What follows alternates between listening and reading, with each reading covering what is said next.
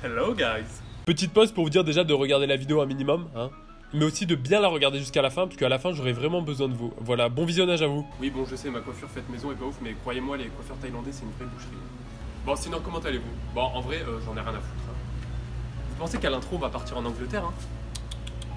Mais non, aujourd'hui on va partir dans le pays des buveurs de Javel, des manifestations anti-confinement, du QG de la Flat Earth Society et de la décadence. Les États-Unis. Et ouais mon pote. Bon, techniquement, ce qu'on va apprendre à cuisiner aujourd'hui est un menu universel, mais qui est plutôt attitré aux Américains. Je ne vais pas employer le terme recette dans cette vidéo, mais plutôt menu. Parce qu'aujourd'hui, on va cuisiner un menu, certes plus long, plus coûteux, mais surtout beaucoup plus riche en savoir et en technique. Aujourd'hui, on va faire un menu fast-food. Alors, je sais que dans la première vidéo de ma chaîne d'introduction que vous n'avez pas vu, bande de petites j'ai dit ni une chaîne qui prend de la malbouffe avec des recettes à 10 000 calories. Alors je me fais un auto-disclaimer parce qu'aujourd'hui certes on va cuisiner une recette hyper calorique mais déjà qui existe. On n'est pas sur un gratin de tartiflette enrobé de bacon ou de merde. Ensuite qui est, qu'on le veuille ou non, un réel symbole de la cuisine moderne et surtout qu'on a déjà tous mangé.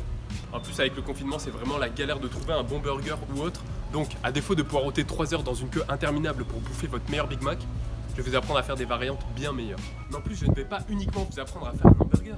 Et non, je vais aussi vous apprendre à faire des frites, de la mayo, du poulet pané. Mais avant tout, comme d'habitude, petit brin d'histoire. Ça fait à peu près plus d'un demi-siècle que les fast-foods sont parmi nous, et si on les attribue autant aux Américains, c'est parce qu'ils dépensent pas moins de 150 milliards de dollars tous les ans pour y manger, devenant limite le repas type d'un Américain. Du coup, naturellement, c'est aux États-Unis que les fast-foods commencent et se développent, avec les frérots McDonald's, qui en 1948 créent le premier McDo à San Bernardino, en Californie. De base, McDo c'est hamburger, cheeseburger, milkshake et soda. On est loin de la carte gigantesque d'aujourd'hui. De même, cette invention change la consommation des ménages américains et séduit rapidement tout le monde. Les enfants majoritairement, mais aussi les parents bien contents de ne pas préparer le repas. Rapidement, ce phénomène explose aux États-Unis et traverse l'océan pour arriver en Europe et en France, où on ne compte pas moins de un établissement de restauration rapide pour 1600 habitants, l'un des meilleurs scores en Europe. Aujourd'hui, la restauration rapide en France, c'est l'un des seuls secteurs qui résiste à l'essoufflement économique avec une croissance de 160% en 10 ans. D'autant plus que ce secteur s'est élargi, on ne se limite plus uniquement aux fameux hamburgers. Le phénomène que l'on constate, outre l'obésité croissante de la population, c'est le fait que les consommateurs se préoccupent de plus en plus de la qualité de ce qu'ils mangent. On retrouve de plus en plus des menus fast-food bio, healthy, vegan ou encore carrément privilégiant les circuits courts, minimisant ainsi l'impact écologique. Bref, on voit une belle évolution des mentalités et du coup c'est là que j'apparais en vous apprenant un menu de fast-food fait maison, en plus avec une variante végétarienne. Et là pour le menu que j'ai concocté pour deux, on va avoir besoin de, pour les burgers, 2 pains en hamburger. Alors oui, je ne les ai pas fait maison car tout type de pâtisserie que j'essaye en Thaïlande rate. Sûrement dû au taux d'humidité ou à la farine qui est différente. Du coup j'ai pas voulu essayer et de nos jours c'est super simple de trouver un bon pain à burger. Ensuite il faudra 100 g de salade, 100 g de tomates, 2 oignons, du miel, 2 tranches de bacon qui sont bien sûr optionnelles, donc si vous mangez pas de porc, pas besoin de les prendre. 2 beaux steaks hachés ou 300 g de viande hachée, ou pour le végétarien, 150 g de tofu, de la chapelure, de la farine et un œuf. 2 tranches de fromage à pâte dure, genre cheddar, fromage à raclette, ou les trucs spécial burger, mais bon c'est vraiment du fromage pourri. Ensuite pour la mayonnaise, il vous faudra un œuf, 10 centilitres d'huile, du sel, du poivre, une cuillère à café de moutarde. Après pour les frites, il vous faudra 400 g de pommes de terre de calibre plutôt gros, 1,5 litre d'huile de friture, du sel, du poivre et des herbes de Provence. Aussi on aura besoin de ces 3 condiments pour transformer la viande hachée en steak. Et enfin pour le poulet pané, 160 g de poulet, soit un beau filet, un œuf, de la farine, de la chapelure, du sel et du poivre, et pour la version végétarienne, 100 g de tofu à la place du poulet. Enfin en ustensile, la fidèle planche à découper, une poêle moyenne, une plutôt grande casserole pour la partie friture, 2 culs de poule ou saladier. En fait, ce que vous avez sous la main, ça sera pour récupérer vos frites et votre poulet. Un fouet, quelque chose pour égoutter, un couteau et des bols qui serviront pour la mayonnaise, pour l'apagno du poulet et les ingrédients du burger. Alors la recette sera plutôt longue, du genre 1h, 1h30 de préparation et d'un prix de 7 à 8 € par personne si vous êtes deux. Alors je sais ça peut paraître cher, mais déjà ça sera meilleur qu'un fast-food et il n'y a rien de plus satisfaisant que de manger des trucs qu'on fait soi-même. D'ailleurs, je vous le dis pas souvent, mais cuisiner à plusieurs c'est toujours mieux, c'est un vrai et beau moment de partage la cuisine. Alors après avoir assemblé cette très longue liste d'ingrédients, on va comme d'habitude se laver les mains et se mettre en tenue de travail. Bref, alors l'organisation là va être un peu différente. Quand dans les recettes on peut se permettre de faire la recette sans trop forcément s'organiser, là le menu va demander plus d'organisation digne d'une cuisine de restaurant. Ainsi, on va décomposer le tout en 3 étapes. La mise en place qui correspond à la découpe et à la transformation des produits bruts. Ensuite, la cuisson des produits transformés pour avoir le produit final. Et enfin, le dressage de l'assiette. Certes, on fait un peu ça avec les recettes, mais là, il faut vraiment bien décomposer parce qu'on va avoir beaucoup de choses à faire si vous voulez avoir un vrai beau résultat. Du coup, on attaque avec la première partie de notre recette qui d'une certaine façon est la plus technique, la mayonnaise. Alors, prenez un bol si vous faites la mayo pour 2. Au-dessus, optez plutôt pour un cul de poule.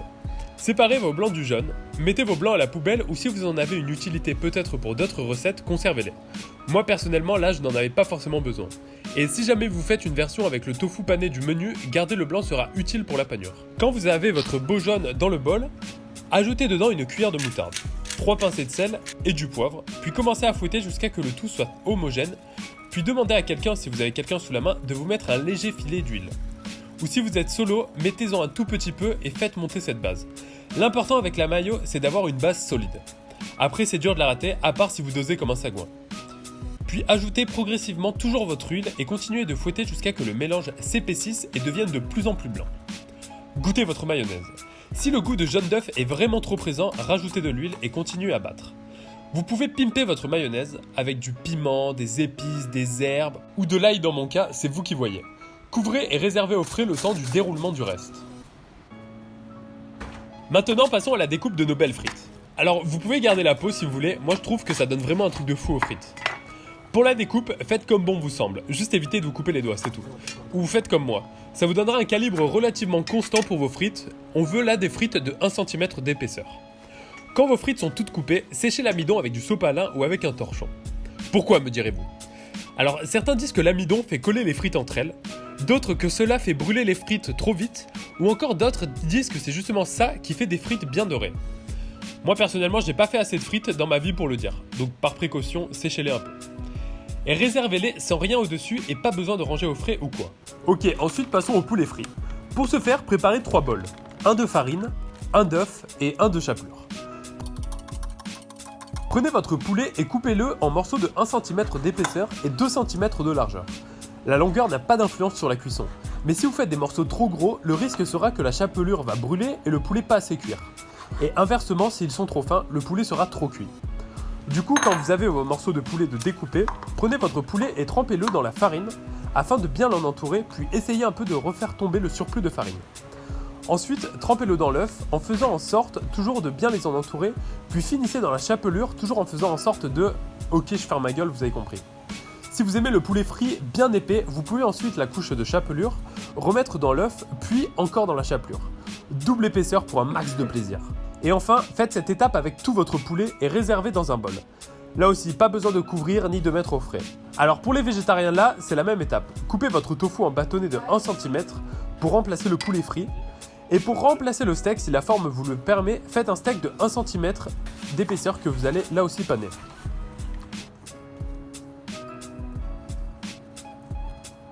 Dernière étape de la mise en place, nos bails pour le burger. Tout d'abord, prenez votre oignon que vous allez éplucher et couper en lamelles. Réservez-les. Maintenant, coupez la salade en tranches. Ok, ça semble bizarre, mais ça sera bien plus simple et beau pour dresser. Réservez aussi. Ensuite, prenez votre tomate. Bien sûr, je le dis pas, mais rincez toujours vos légumes. Et coupez-les en rondelles. Si vous avez un couteau à dents, ça va être simple. Si vous êtes un galérien comme moi, entaillez la tomate avec la pointe afin de pouvoir la couper proprement. Là aussi réservé. Du coup, si tout va bien et que vous avez tout suivi, passons à la dernière étape de la mise en place, la viande. Si vous avez des steaks, vous pouvez sauter l'étape. Si vous avez de la viande hachée, posez-la sur votre planche et assaisonnez-la. Moi j'ai fait simple. Herbes, poivre, sel, poudre d'ail et un peu d'huile pour bien mélanger le tout. Puis mélangez bien, malaxez cette masse, sensuellement, violemment ou normalement. Bref, de sorte que tous les assaisonnements soient bien répartis. Puis formez 2 belles boules que vous pouvez conserver dehors.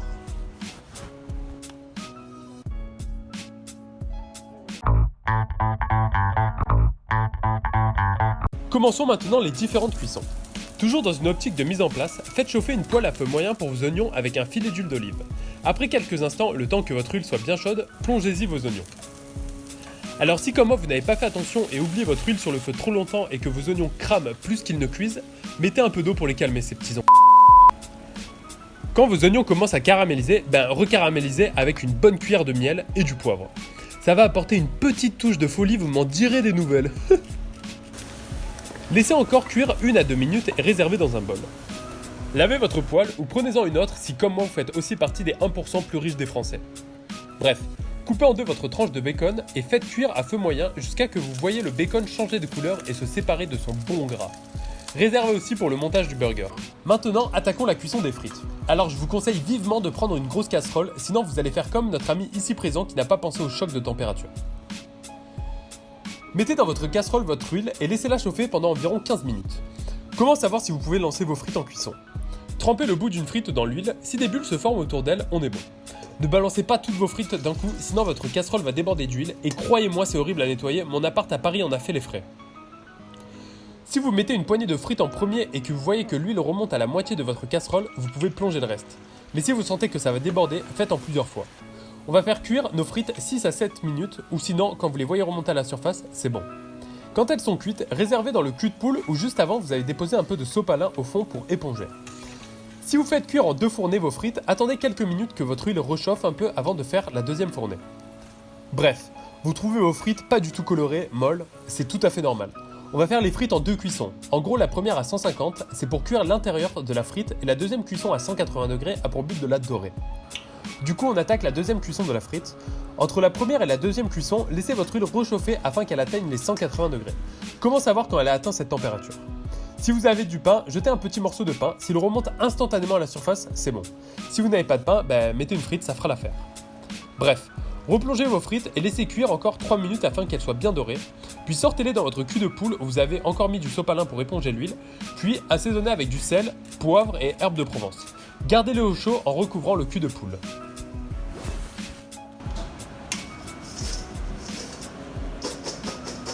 Toujours en laissant votre huile chauffer, faites cuire votre poulet pané.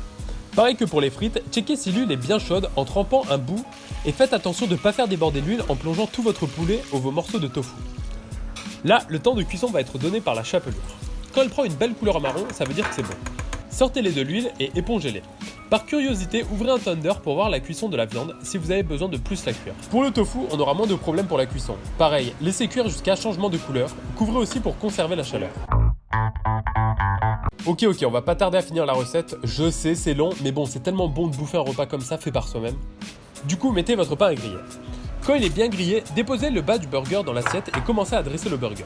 Sortez votre maillot du frigo et déposez une cuillère sur le pain en l'étalant. Ensuite, déposez votre salade et votre tomate.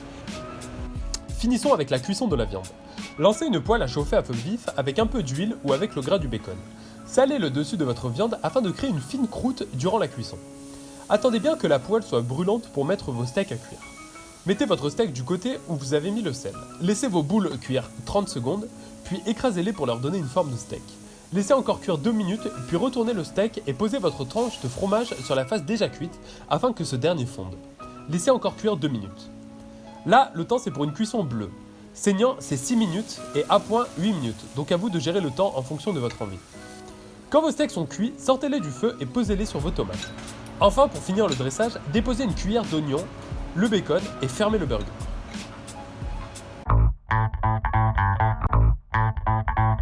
Si on est sur le mode végétarien, plongez votre steak pané de soja dans l'huile de friture bouillante.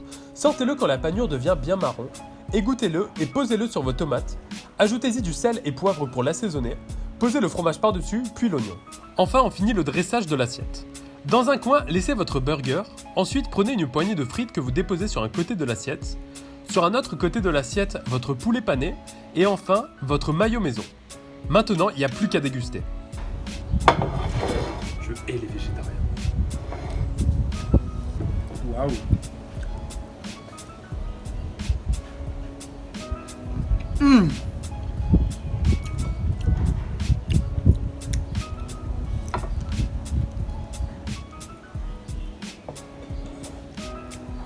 Vous êtes en train de me dire que ce plat ne possède pas une once de viande? Il est tellement bon, non content d'être délicieux, il est en plus respectueux des normes environnementales et possède une empreinte carbone bien inférieure à la moyenne. C'est exceptionnel!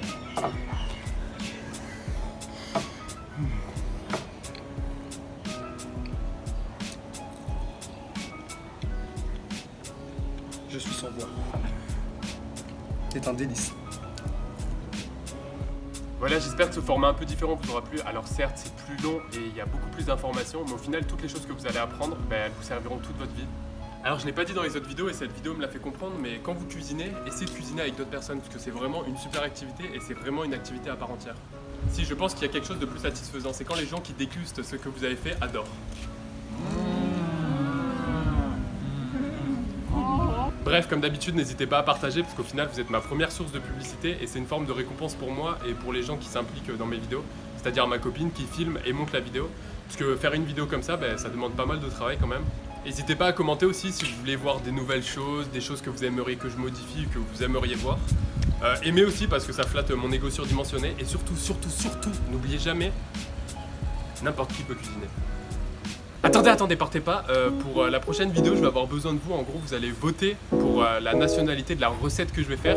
Donc on aura le choix entre le Japon ou la France. Voilà, c'est à vous de choisir. En commentaire. I've been feeling so down, yeah. Can you tell me why?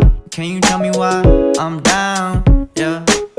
No friends of mine around, yeah. Now I'm thinking buy the card, the June blues. Yeah, I wanna